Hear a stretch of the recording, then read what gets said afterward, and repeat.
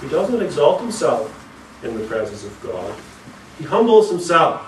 He realizes where he is. He's in the house of God. He realizes who God is, the high and holy one, the God who will not and cannot look upon iniquity and upon sinners with favour. And therefore, he has the only appropriate attitude and posture in the presence of God, and that is humility. All feelings of self-worth flee from his mind as he enters into the temple. And because of this different attitude, his prayer is completely different from the publican. The Pharisee prayed, I fast twice in the week. I give tithes of all that I possess. But the publican mentions no works which he has done. The Pharisee thinks of all of the wonderful works which he has performed that past week, which caused him to have favour in the presence of God. And the publican can think only of his sins, of all of those works for which he deserves condemnation. The publican understands that all of his works, even his best works, are worthy of condemnation and hell, and he therefore dares not trust in them. The Pharisee's prayer is summed up in this: I thank thee that I am righteous. The publican will not dare pray this. His prayer is this: God, be merciful to me, a sinner. The publican, unlike the Pharisee, understands that he is one who has broken all of God's commandments, and besides, he is one who is by nature a sinner. Not one who says, I have sinned. That's true. But it goes deeper than that. I am a sinner. One who by nature is sinful. One who by nature has fallen short of the glory of God, and therefore have no hope except in the mercy of God. The Pharisee compares himself with everyone else around him, but there's no comparison made by the publican. He is so taken up with his own sins. He has no interest in comparing himself with anyone else around him. And that's why in the original he calls himself not a sinner, but the sinner. God have mercy upon me, the sinner, as it were, the only sinner, the chief of sinners, the greatest of all sinners. And as he looks around himself in the temple, he thinks to himself, surely no one could be as great a sinner as I am. Not even that wonderful Pharisee over there, standing in the temple praying. Surely he must be more righteous than I am. And all the while, that Pharisee was despising the publican. And because of this, because the publican understands who he is and understands who God is, the confidence of his prayer is the exact opposite of the Pharisee. The Pharisee looks to himself. He trusts in himself that he is righteous. The publican looks outside of himself and upwards to the mercy of God. That is his only hope.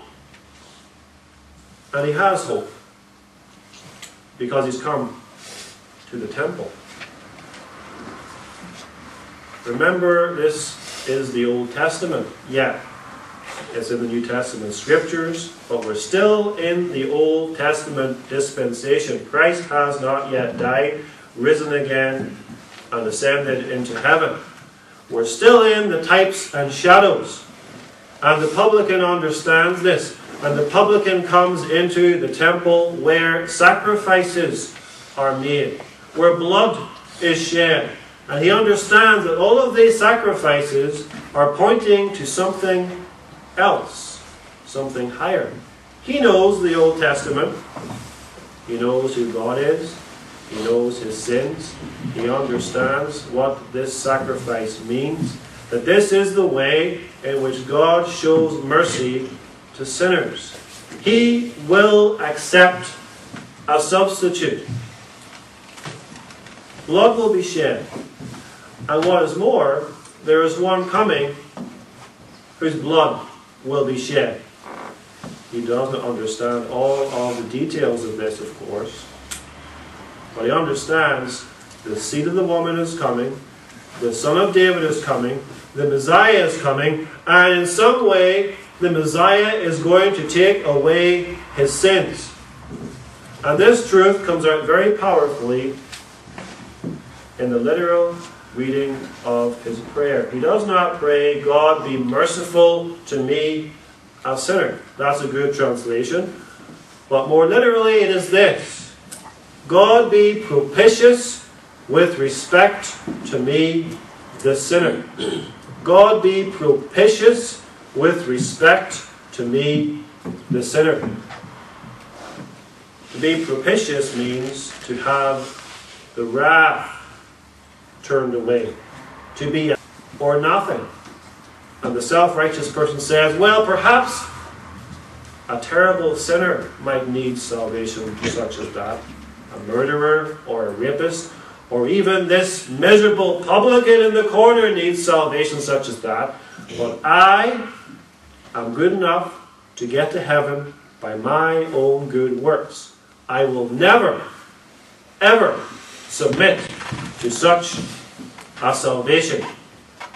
Is always the response of a self-righteous man. At the end of this parable, Jesus drops a bombshell on the crowd. Here they have been listening patiently to Jesus tell this parable. He has described the Pharisee, whom they consider to be a wonderfully pious man. He has described then the publican, who is a miserable sinner trusting in the mercy of God. And the bombshell is this: the Pharisee is not justified. The Pharisee is not justified. That is the authoritative verdict of Jesus Christ on this case. Notice verse 14. I tell you, I, the Son of God, the one who will judge all men on the last day, I tell you, this man went down to his house justified. And this man refers to the last mentioned man, the publican, rather than the other.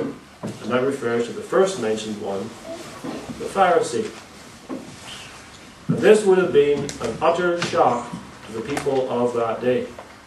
They would have thought, if any of these two is going to be justified and accepted before God, it would have to be the Pharisee. And the Pharisees were utterly insulted by the end of this parable. All of their works are shown to be utterly in vain. Their confidence in keeping the law of God, rejected.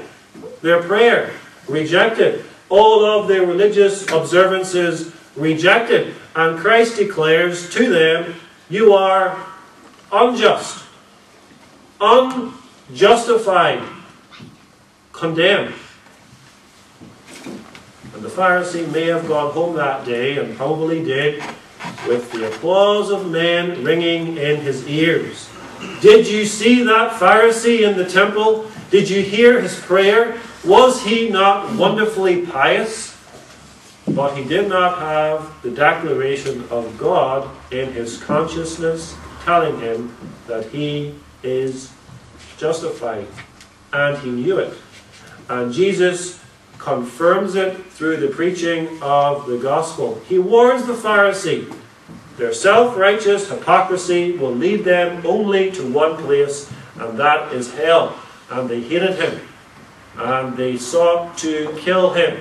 And eventually, they did kill him by nailing him to the cross.